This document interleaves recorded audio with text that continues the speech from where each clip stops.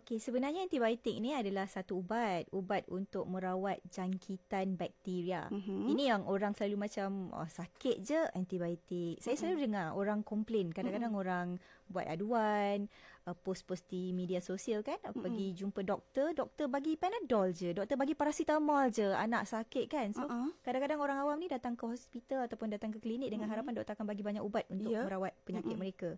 Contoh demam, batuk, sesama. Bila doktor bagi paracetamol je akan ada macam marah lah. Tunggu lama tapi dapat paracetamol je. Mana antibiotik? Pergi farmasi je kan beli? Tak boleh macam tu. Sebabnya antibiotik ni bukan untuk semua jenis penyakit. Bukan tak semua demam, tak semua batuk dan sesama disebabkan oleh bakteria. Kadang-kadang disebabkan oleh jangkitan virus. Jadi kalau kita nak bagi antibiotik ni, dia adalah ubat untuk merawat jangkitan yang disebabkan oleh bakteria sahaja. Dan antibiotik ni kita ada macam-macam jenis antibiotik daripada pelbagai jenis kumpulan. Dan setiap kumpulan ni dia ada haiwan ataupun kita panggil mikroorganisma ataupun bakteria yang dirawat spesifik. Maksudnya bukan semua antibiotik sesuai untuk semua jenis jangkitan bakteria. Okey. Baik, Puan, berkenaan dengan kerintangan antibiotik ini. Apakah yang menyebabkan kejadian ini? Saya tanya Puan lah satu. Pernah dengar tak perkataan kerintangan antibiotik sebelum ni?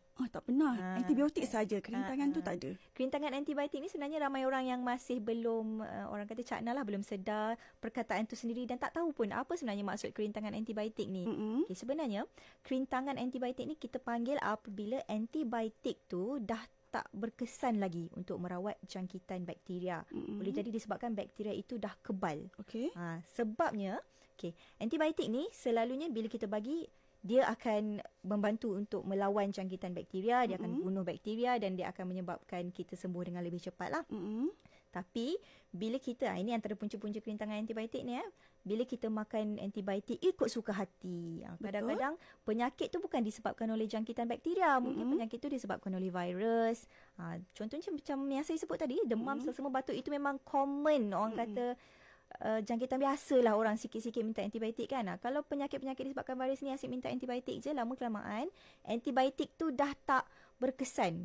Sebab badan kita, bakteria dalam badan kita dah get used, dah biasa.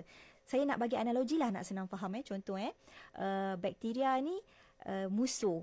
Antibiotik ni umpama askar. So askar ni bila kita nak lawan musuh ni, sepatutnya kita ada strategi yang bagus. Askar ni, antibiotik ni memang boleh membunuh bakteria musuh. Tapi bila kita makan antibiotik sesuka hati ataupun stop makan, doktor kata makan 2 kali sehari, 5 hari, makan 3 hari je dah rasa macam dah elok lah, tak payah makan lah, tak habiskan antibiotik. Jadi bakteria tu dia dah tahu strategi askar ni. Jadi lama-lama dia akan build immunity. Bakteria ni lama-lama dia jadi kebal sebab dia dah tahu dah permainan antibiotik ni macam mana. Jadi bila ada antibiotik datang nak membunuh bakteria ni, dia dah power dah.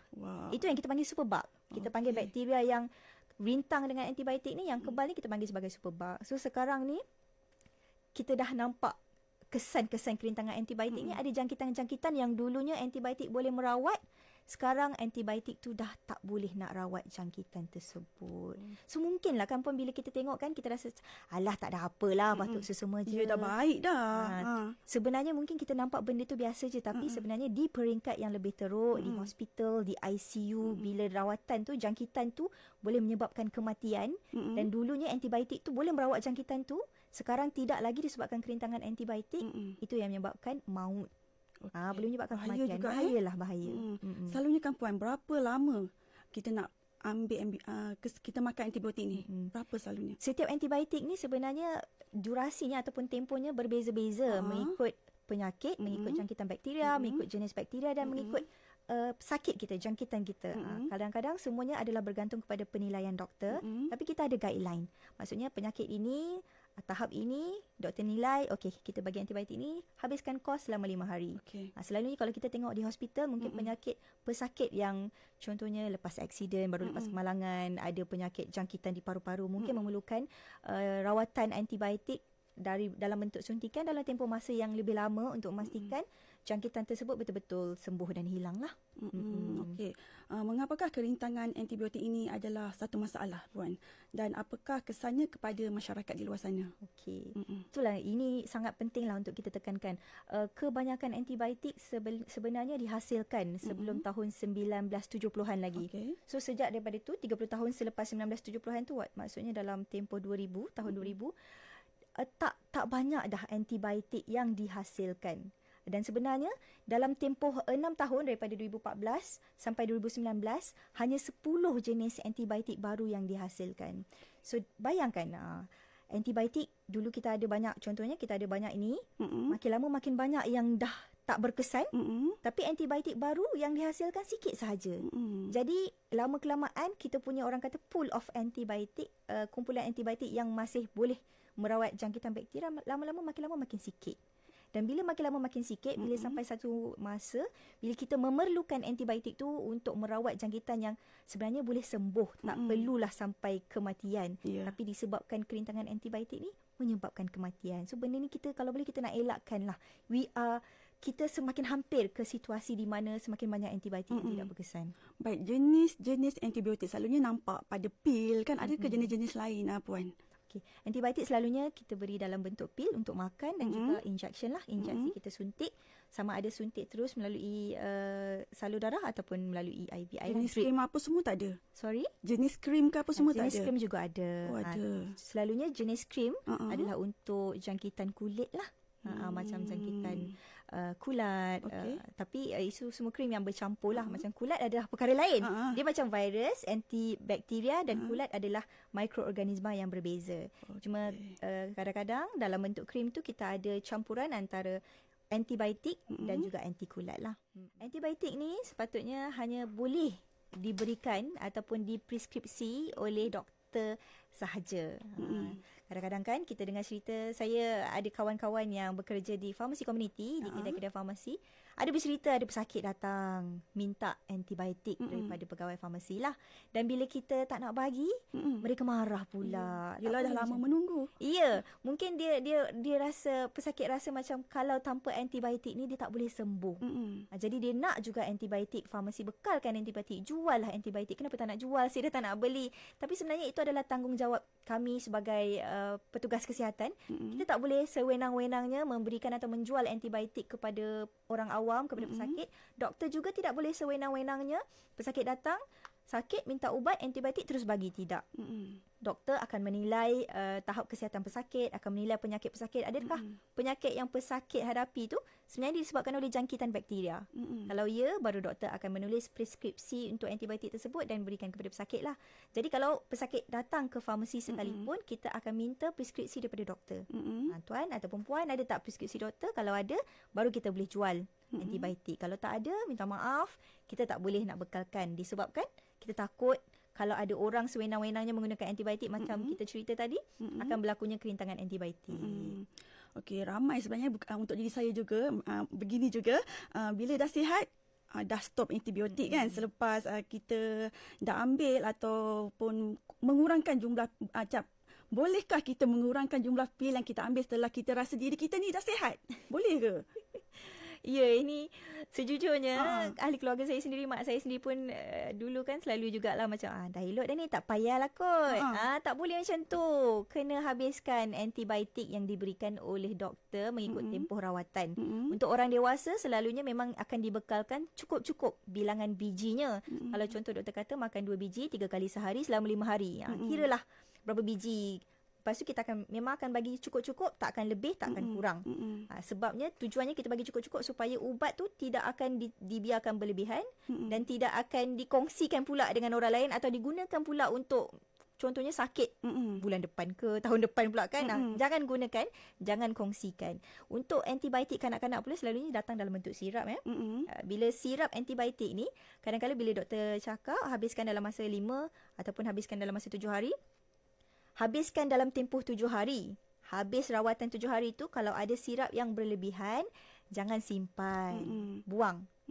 Jangan simpan sebab dah cukup tempoh rawatan. Sebabnya bila kita tidak mengambil antibiotik mengikut arahan doktor ataupun arahan ahli farmasi, itu akan menyebabkan kerintangan antibiotik. Okey, kalau antibiotik ni dia ada juga ke alah? Dia boleh mengakibatkan alahan ke pada seseorang? Faham? Okey, sebenarnya semua jenis ubat-ubatan ada potensi untuk mendatangkan alahan. Sebenarnya bukan disebabkan oleh ubat itu sendiri, tapi sebenarnya disebabkan oleh badan individu sendiri. Macam saya sendiri, saya mempunyai alahan yang teruk. Contoh alahan teruk tu?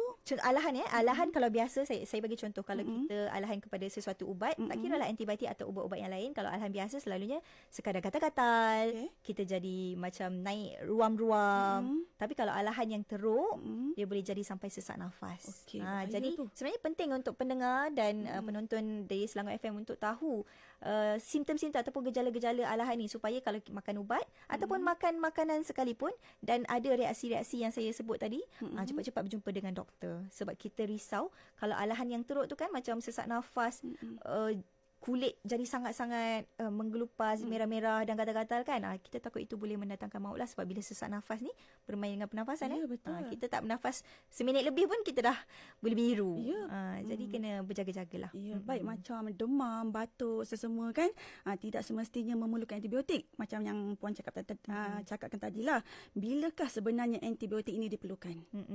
Memang antibiotik ni sebenarnya diperlukan apabila pesakit mendapat jangkitan yang disebabkan oleh bakteria. Jenis-jenis antibiotik yang perlu diberikan kepada pesakit pula adalah bergantung kepada penilaian doktor lah. Bila doktor tengok, jangkitan ini di paru-paru ataupun jangkitan ini di kulit, dan doktor akan putuskan antibiotik, jenis kumpulan antibiotik mana yang bersesuaian untuk pesakit. Sebab itulah pesakit tak boleh simply sewenang-wenangnya beli, sebab pesakit sendiri tak tahu jangkitan apa disebabkan oleh bakteria jenis apa, antibiotik apa yang sesuai untuk merawat jangkitan tersebut. Jadi apa-apa pun semua berbalik kepada penilaian kesihatan oleh doktor dan nasihat daripada ahli farmasi. Orang kata bergantung pada doktor dan ahli farmasi untuk membantu dalam mendapatkan rawatan jangkitan bakteria ini. Okey, baik. Apakah tanggungjawab masyarakat khususnya pesakit untuk memastikan dan kekalkan keberkesanan antibiotik ini? Okey, tolong minta tolong sangat kepada pendengar Selangor FM semua. Jaga-jagalah dengan penggunaan antibiotik. Jangan kita salah gunakan antibiotik. Jangan guna bila tak perlu, ambil sebab nak cepat sembuh. Sebab kita tak tahu sama ada memang betul ke jangkitan kita itu disebabkan oleh bakteria. Bila kita berjaga-jaga ataupun berhati-hati, kita menggunakan antibiotik dengan betul, kita dapat mengelakkan daripada berlakunya kerintangan antibiotik. So kalau boleh kita nak antibiotik yang ada dalam pasaran, semuanya boleh digunakan untuk merawat jangkitan. Jangan sampai satu hari nanti kita berada di dalam situasi orang kata antara hidup dan mati disebabkan jangkitan bakteria, dan sudah tiada antibiotik yang boleh membantu untuk merawat jangkitan kita. So pastikan guna antibiotik mengikut arahan daripada doktor. Jangan mendesak ataupun memaksa doktor dan ahli farmasi untuk memberikan kepada anda antibiotik untuk merawat apa segala jenis penyakit yang anda hadapi. Dan tolong apa-apa sekalipun dapatkan nasihat daripada doktor atau ahli farmasi. Kalau nak, saya bagi satu senang je. Kita bagi satu talian bebas tol 1-800-886722.